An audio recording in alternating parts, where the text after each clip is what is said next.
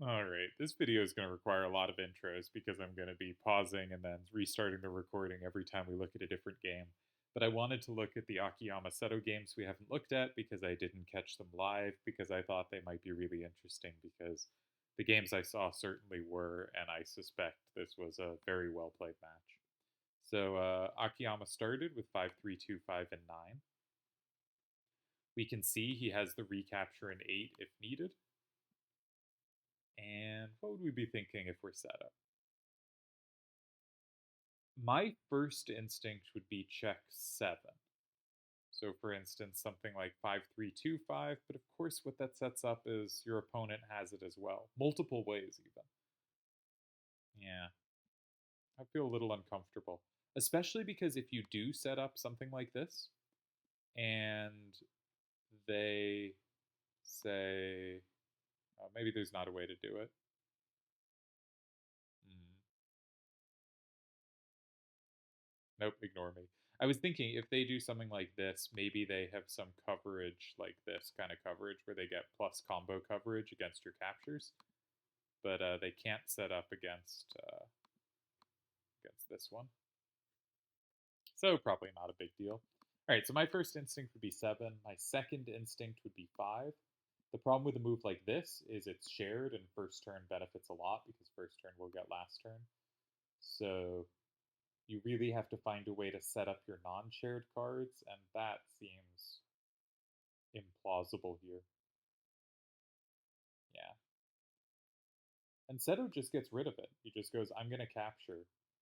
And now Akiyama has a choice between capturing back or doing something else. Now, he didn't capture back in the game, but what was the intent here? You always have to check 4. Is there some big and brutal setup?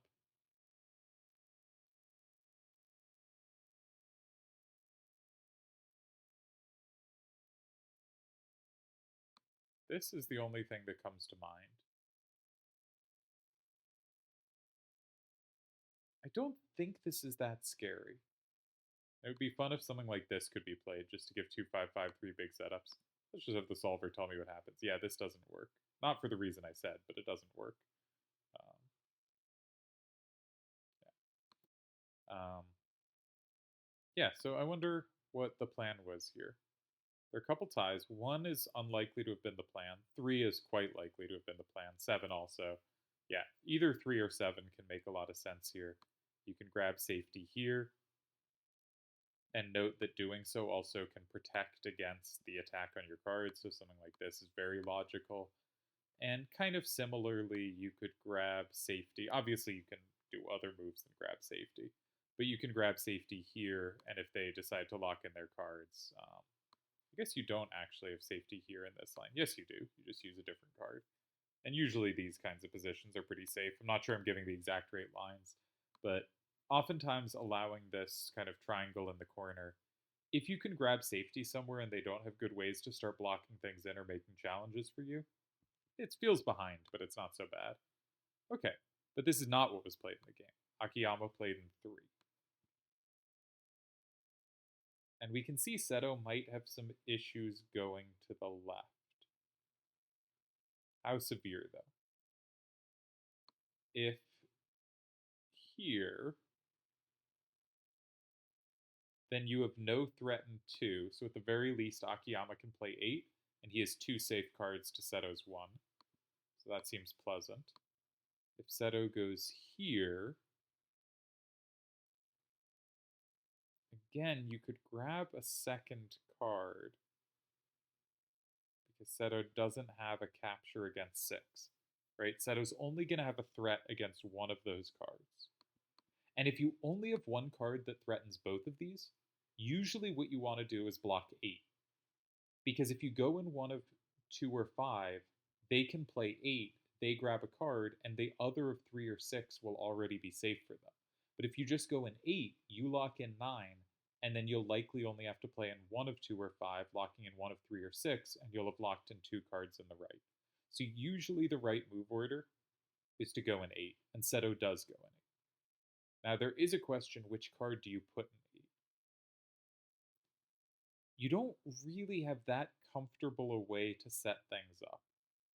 So I kind of like using the 6-4-1-4. It doesn't give 5 though. So the natural thing for Akiyama to do is grab 7, and he does. Alright. And now, how does Seto play this?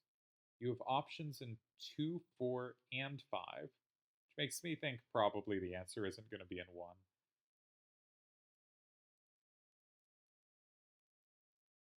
And one thing I think you don't want is 2-5-2-6 on top to sweep you.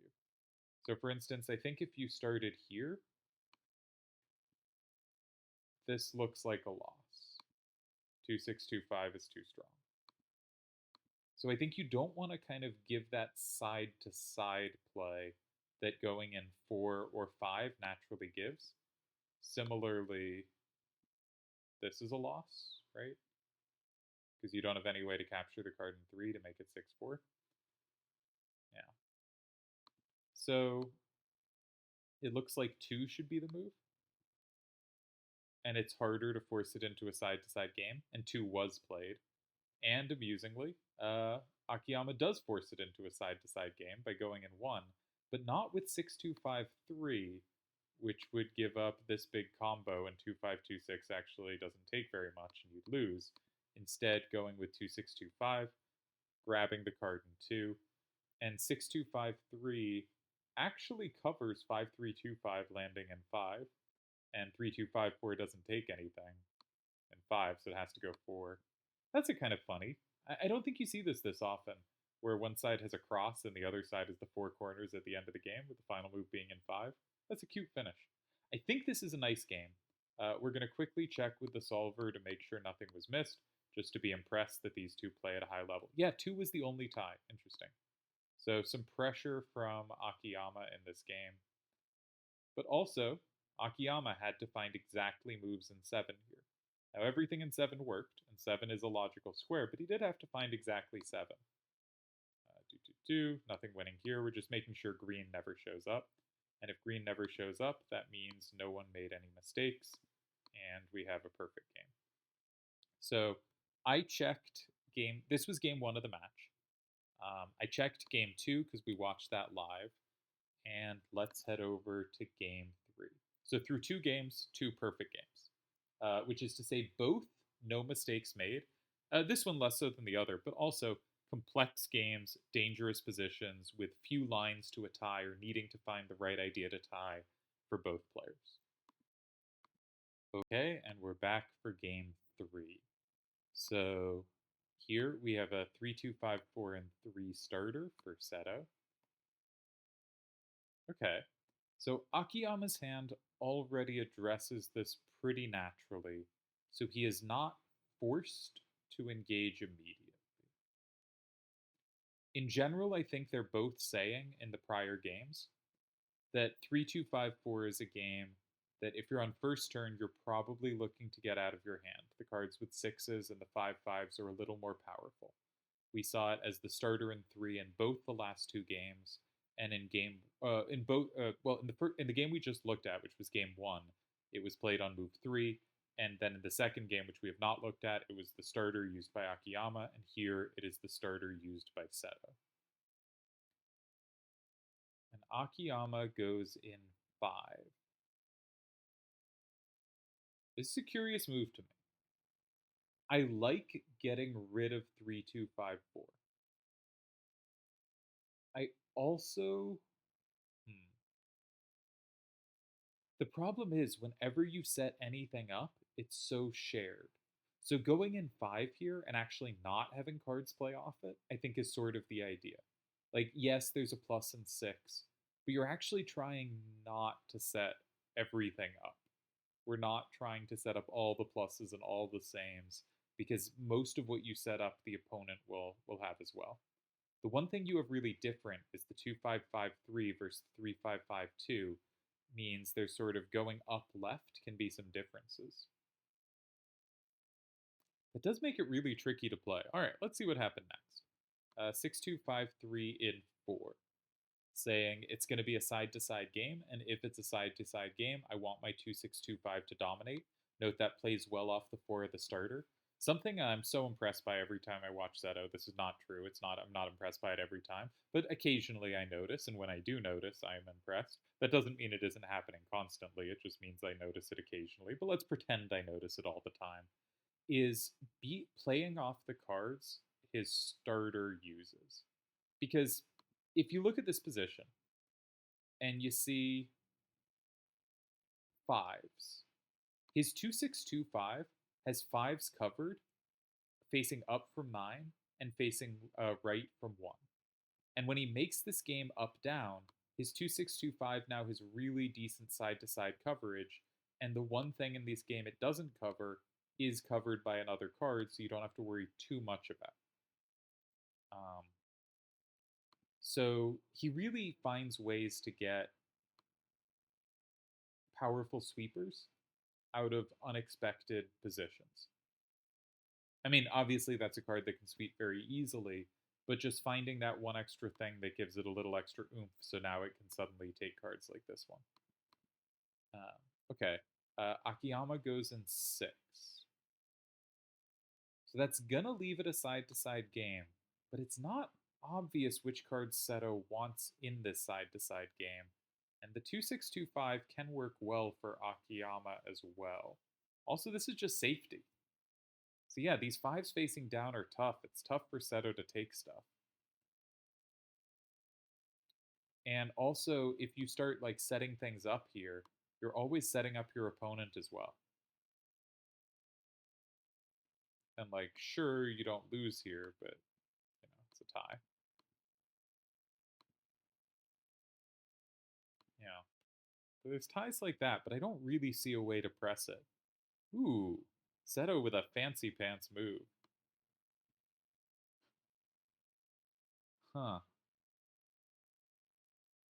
So what this does is like this move is saying I have 2625 for the top and 5325 for the bottom. This move is actually saying the same thing, but it's saying I'm going to create this big threat in 9 so you have something to worry about, and then I'm happy to go in 7 and have 2625 sweep the top. It's actually kind of doing the same thing, but in a more forcing way that, yes, indeed, forces Akiyama to block 9, Seto takes 7, and 2625 rules the top of the board for a tie. I wonder how many ties there were available here. Yeah, just a few. 7 and 8, and 8 is the fancy pants move. Again, it looks like second turn, though. These games have looked dangerous for both players.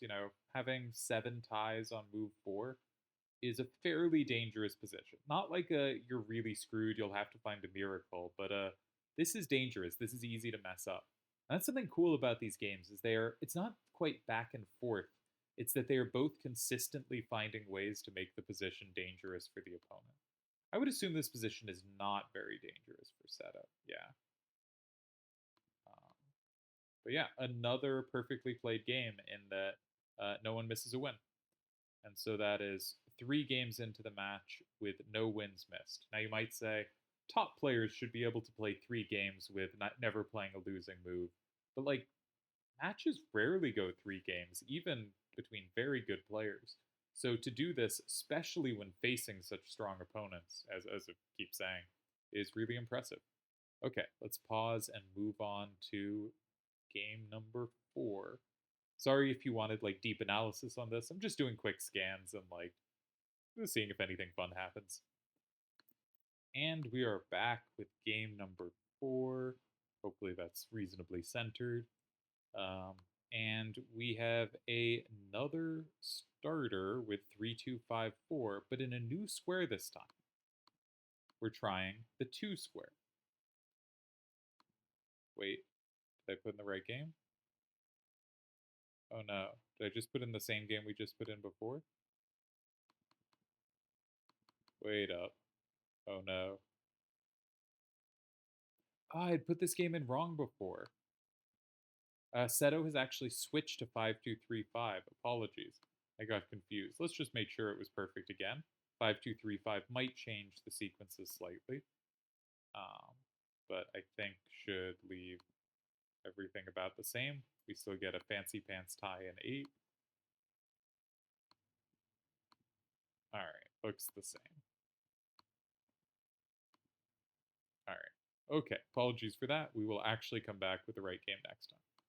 All right, we're back with the actual game 4, and here we do see a new starter. Akiyama tries 3-2-5-4 and 2, which is an interesting play on the changed hands, because Seto has switched to this new pair of cards, slightly different than the previous 5-5s, and that means this 2-5-5-3 now has this unique power to capture in both 1 and 3 that is not shared by its paired card. So you could see why this would be better. I did commentate one game that saw this starter in 2, which Akiyama played in the final game, but I had not seen it tried in earlier games. And I want to mention again, there's some real complications to this. For instance, any kind of capture chain is really susceptible to combos, but that goes in both directions. For instance, if something like this and the other way starts comboing, this is also really susceptible to combos. And it's true both ways. On any kind of capturing by either player, I'm just now putting a card in a random square, of these squares, there's a lot of combo potential. The only one where there isn't is if Akiyama lands 6-2-5-3 here. If Seto's 3-5-5-2 is out of his hand. But of course, if Seto has gone elsewhere, just playing a random square, or if he's put some other card there, like this, then he does have the combo. So just the point is, there's a lot of combo potential on any captures for both players. 1 and 3 are both almost safe, but not quite, but the cards that could take it, there's a lot of play both directions.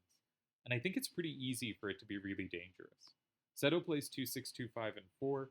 This is my kind of favorite type of reply to a side starter. It doesn't mean I play it the most. I play cards next to it the most. But fundamentally, if you look at this position and you're trying to set up an L, maybe you get your L. Maybe you can set something up. But like, if you're worried they're going to take it, this can often be a way to rush and force that L, or even redirect the board so the L is a different angle. Right now, any L that would happen naturally will be 1, 2, 3, and 1 of 4 or 6. But what if you wanted your L to be on the left side or the right side? Well, suddenly you have a way to do it. I'm not sure this is how the game continues, but you can do some sequence like this where you build this wall facing out with the 6 and the 5, and it's not in the direction the opponent's 6 is facing. Akiyama starts with a card that says the game is going to be about who can take stuff facing down by going up. And Seto can change it and say, no, I'm going to force it to be going left, a direction you do not have a 6 facing, so your captures won't necessarily apply. And the other thing this can do is set up pluses and 5 that you have that your opponent doesn't have. We now have this difference in the two hands where the 5-5s aren't quite lined up. So setting up these things that if you had symmetrical hands, identical hands, you couldn't do because you'd be setting up your opponent, now are feasible. Did you just see my sleep pop up? You did. Well, that's okay.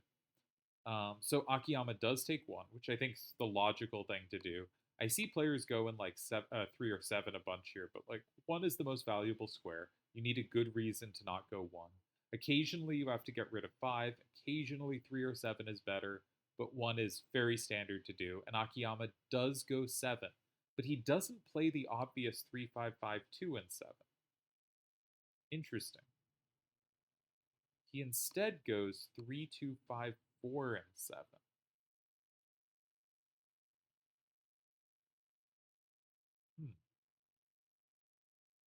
Saying, I think 3-5-5-2, I want to have my threat in 5. Yeah, because if I use 3-5-5-2 here, and you play, say, with a 5 down, I have no captures that are not risky. Something like this, of course. I guess you wouldn't play that one, you'd play this one, right? So you don't get comboed back. So it's hard for me to touch that. It's hard for me to touch this. I don't want any of these problems. I need my 3-5-5-2 to have a threat in 5. So I'm going to chuck my least useful card here. You might think it lands well in 3, but Roman Gold Coin can do just the same amount of work in 3. Interesting. So now 3 is not so good for Akiyama, so he goes 8. He says the downside of your move gives you better play in 3 and 5, but it's also weak to 8, so I'm going to attack from 8 immediately. Seto takes his plus. And Akiyama actually ended up with the two locked in cards in 1 and 7. This actually should be a position that slightly favors him, though I assume it's just a tie. Now, yeah, just barely a tie here. And it is a tie. Interesting game. Good move in 8, I think. Let's do a quick check of what El Solver thinks. Alright, Solver's not so impressed by 4. And it thinks Akiyama is ahead here. Akiyama has to go 3 or 7. I mean, Seto has to go 3 or 7, but, like, he's going to. And Akiyama has a lot of choices. He picks for pressure. Only one tie here. Yeah. Alright, we didn't calculate it out, but... And this was very close to being a loss. You're almost busted here. I guess both your cards in 3 tie, but still. It's clearly a pretty dangerous position. Though this doesn't work at all because you get comboed. I guess that's still a tie. Yeah, but it's only a tie because you could combo. So again, quite dangerous. I guess this would also tie, right? No, you have the plus, it wouldn't. I can add. It's not bedtime. Alright, in conclusion, neat game. I think one of the few games where we saw first turn get an advantage, proving that my liking of adjacent sides is moronic and incorrect. Alright, it's good to get something out of this. Okay, and we have one more game to look at from this set of games we haven't looked at yet, so let's do that in a moment. Alright, our final game of this video between Seto and Akiyama. Akiyama has another first turn, and he opts for 2 again, which did get him, I think, a nice position in the prior game.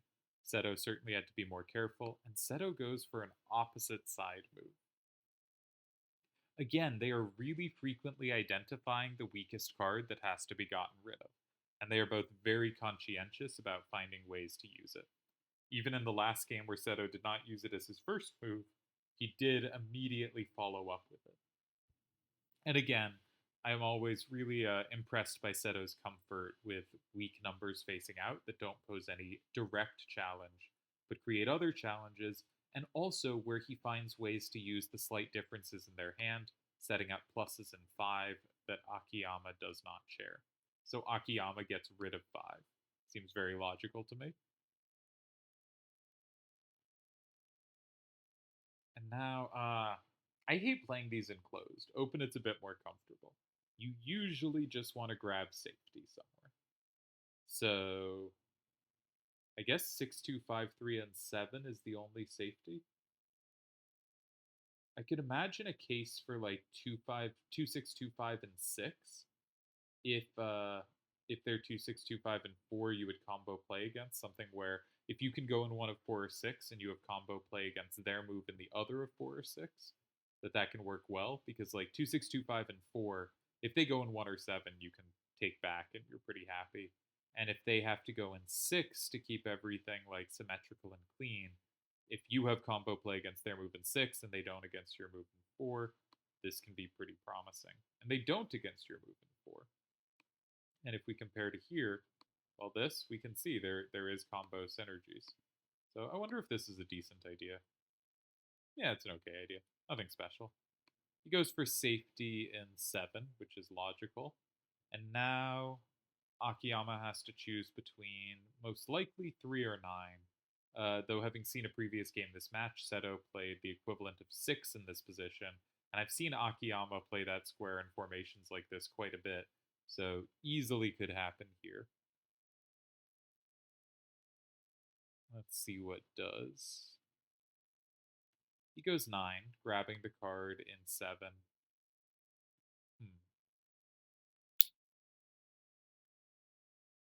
I guess 2625 is almost a better up-down sweeper than 2553 because you really need coverage of this move, and this gives you coverage, while if you play here, this potentially could be really dangerous because both your cards are kind of blanking here. It's easy to imagine something like this ending up as a loss. Wait, that's the same. Sorry. This ending up as a loss. That's the one I meant. So, okay, this makes logical sense. Keeps the card that controls the critical square. And here, here, here,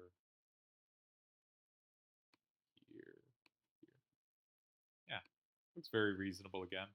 Let's see if there was ever anything. But I doubt it. I think this was just a very cleanly played match in almost every game by both players.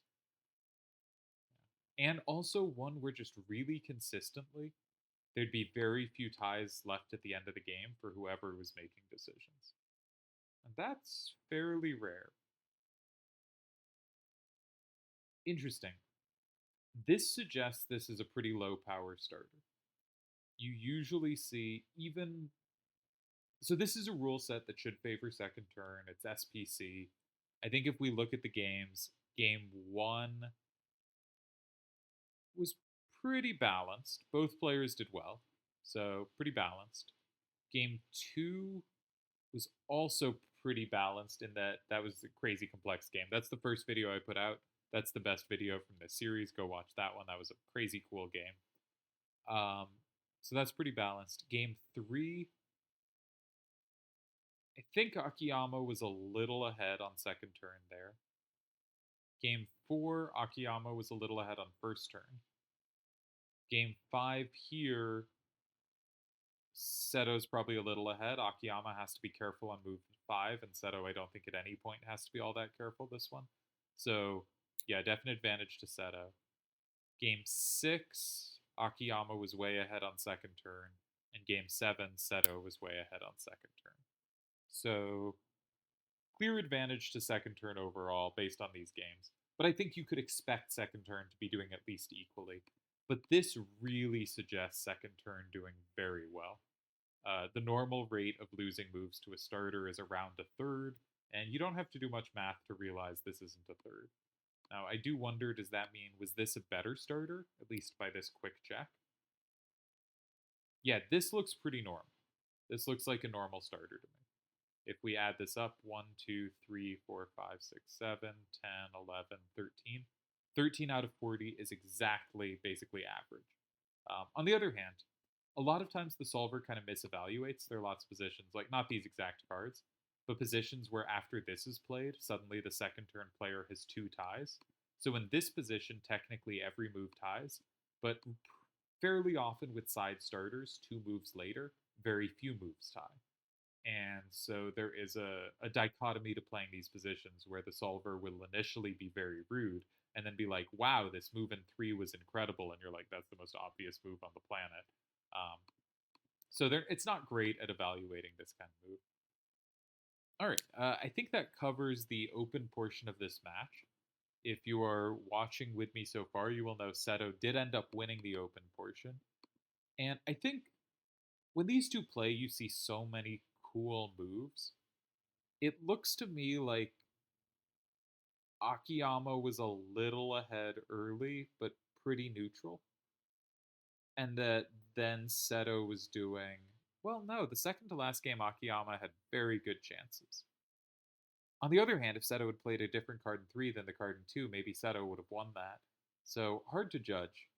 But yeah, I think a really well played match by both players. I suspect there was one mistake played all match, which over a 7-game series against top level opponents in complex positions is just an insanely low rate of losing moves made. Um, yeah, and then Akiyama wins the closed game. And as I record this, the open closed has not yet been played, but obviously this is very up in the air. One fun thing about open closed is they probably can't do what happened here. In this match, they very clearly settled into particular cards. And you can't do that so much in open closed, or at least you have to be cleverer about it. Because if closed comes up and the opponent knows your hand and you don't know theirs, I mean, you don't want to be playing a closed game while they're playing open. This is obvious, but people really do just run back the same hands way too frequently. So this will be something to be careful about. I liked Seto's adjustment to using the 5-2-3-5 and 3-5-5-2. I think it's so easy in a game where you're using the same cards to not be able to find independent combo potential. And making slight differences in the cards gives you more tools to work with. Now, of course, this has to be zero sum. So it has to be that the difficulties that have having the same cards are going to be the same for your opponent as they are for you. I really do not like that feeling, which probably means there are other players who do like that feeling and do benefit from it. So it could easily be that Seto switching off this was bad for him because he actually performs really well when you have the same cards. But for my taste, I liked the slight difference in numbers, allowing things like this to be an option, even if it, you know, ended up being not a game where he was in trouble, but a game where he was certainly slightly behind. All right, great match. Almost certainly, I think. Okay, what's the contenders for match at the tournament? Um, Turds played really well against Tezuka. I liked that one a lot. Akiyama played really well against Stuff. I also liked that. And I don't think the others stand out that much this turn. I don't think there's anything else this tournament I could really compare with this. There are a bunch that had a few ties. There were a lot that were decided all or mostly by closed. And so there were certainly good matches, but I would think coming into this, my two favorite matches were Turds win in the quarters and Akiyama's win in the quarters. And I think this has to be a better played, more interesting match. So unless we get a really great sequence by Turds versus Vid or a really great finals, it's going to a decider. The decider isn't on the closed. That's always fun. We've had multiple great open games, really, really high level of play. I'm gonna try to at some point. I shouldn't say I'm trying to because I'm not, but I'm intending to at some point work on something that from like a one game sample of play tries to guess players' strength. And so by taking players of different strengths, which we have examples of in tournaments, different things that the solver can measure, and applying it and seeing what gets the best predictions, you'd get kind of a single game rating. And I have some ways to rate a single game, and I think some of them are better than others, but uh, this would hopefully be a better system that could say like by taking the thing that predicts best the level of players, you'll have something. It won't always be the same. Some games you play better than others, things click better than others. So some games it will say you played better than your strength, some games it will say you played lower, but it should end up averaging out to around the correct strength. But that could also be used to say this player just had a run of games where they played above their level or where they played at this really extraordinary level, and that would be fun and noticeable to give credit to. And I have some stuff I'm going to apply to this tournament at some point, but I'd like to build more in that direction. It would be fun to have better individual game rating stuff of just like, yeah, this was played at like, not just like no errors made, but just a exceptional level. And I think the series had a lot of games like that.